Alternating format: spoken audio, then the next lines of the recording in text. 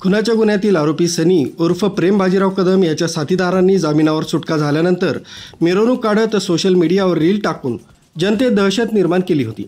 धारदार शस्त्रे घेऊन केलेल्या या मिरवणुकीत सामान्य नागरिकांना धमकवण्यात आलं होतं। या प्रकरणी देवळाली कॅम्प पोलिसांनी तत्काळ कारवाई करत आरोपी सलीम कुरेशी, कुणाल आगळेकर, सुनील सोनवणे, पवन उमप, कुणाल यादव, फैजान खान, आयुष साळुंके, आदित्य गुंबाडे, वसीम शेख यांच्यासह इतरांना अटक केली। त्यांच्या विरोधात गुन्हा दाखल करण्यात आलाय। सदर दिंड ही देवळाली कॅम्प पोलीस ठाणे, कॅन्टोन्मेंट हॉस्पिटल मार्गे वडनेर रिक्षा स्टँड, गरीबदास मिठाईवाला, मारुती मंदिर, कृष्ण मंदिर, जुना bus stand, Pushpvihar, hotel Zenda Chowk, लयवित मार्केट, पुन्हा पोलीस ठाणे असा होता।